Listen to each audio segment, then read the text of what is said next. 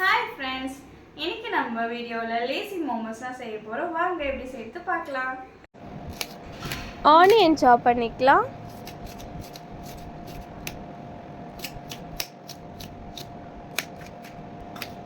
Capsicum சாப் பண்ணிக்கலாம்.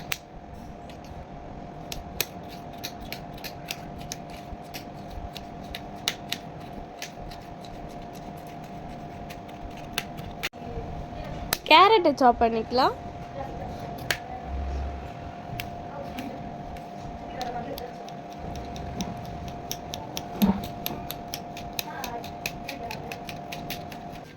கொஞ்சமாக கேபேஜையும் சாப் பண்ணிக்கலாம். ஃபர்ஸ்ட் நம்ம சாப் பண்ணி எடுத்துக்கலாம் எல்லா வெஜிடபிள்ஸ்லையும். பாதி வெங்காயம் எடுத்துருக்கேன், கொஞ்சமாக கோஸு, கேரட், கேப்சிகம் எடுத்துருக்கேன்.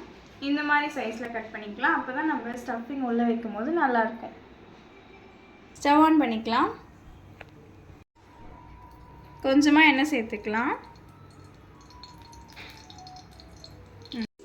எண்ணெயில் நம்ம வச்சுருக்க வெஜ்ஜீஸ் எல்லாமே சேர்த்துக்கலாம். ஃபஸ்ட் நான் ஆனியன் சேர்த்துக்கிறேன்,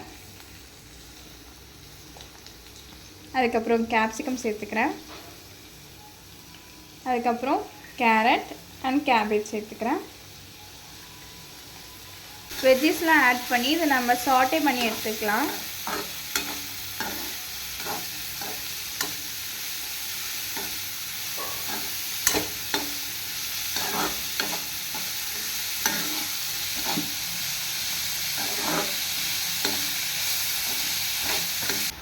one spoon ginger garlic paste சேர்த்துக்கலாம். சில்லி பவுடர் 1/4 ஸ்பூன் எடுத்துக்கிறேன். அது கூடவே கரம் மசாலா 1/4 ஸ்பூன் சேர்த்துக்கலாம். டர்மரிக் ஒரு 1 பிஞ்ச் சேர்த்துக்கலாம். உப்பு 1/2 ஸ்பூன் சேர்த்துக்கலாம். கூடவே கொஞ்சமாக பெப்பர் சேர்த்துக்கலாம். சோயா சாஸ் 1 ஸ்பூன் சேர்த்துக்கலாம்.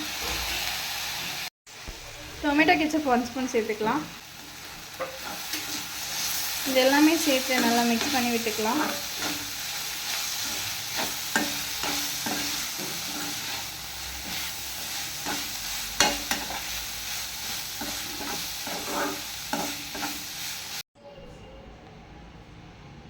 சாட்டே பண்ணிவிட்டு ஸ்டவ் ஆஃப் பண்ணிவிட்டு நம்ம இது பைண்ட் ஆகிறதுக்காக நம்ம பன்னீர் சேர்த்துக்கலாம்.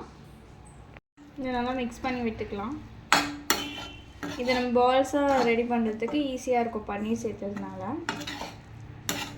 உங்களுக்கு பன்னீர் வேண்டாம்னு நினச்சிங்கன்னா நீங்கள் மேஷ் பண்ண பாயில்டு பொட்டேட்டோஸ் கூட சேர்த்துக்கலாம். நம்ம செஞ்சு வச்ச ஸ்டஃபிங்கை பால்ஸாக உருட்டிக்கலாம். அதை மைதா மாவில் நல்லா கோட் பண்ணிக்கிட்டு அதை வாட்டரில் டிப் பண்ணி எடுத்துக்கலாம். டிப் பண்ணி எடுத்து மறுபடியும் மைதா மாவில் கோட் பண்ணிக்கலாம். இந்த ப்ராசஸை ஒரு 2 to 3 டைம்ஸ் ரிப்பீட் பண்ணிக்கலாம்.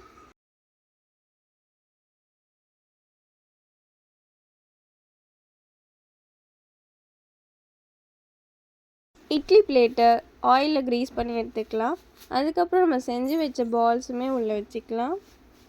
5 மினிட்ஸ் ஸ்டீம் பண்ணிக்கலாம்.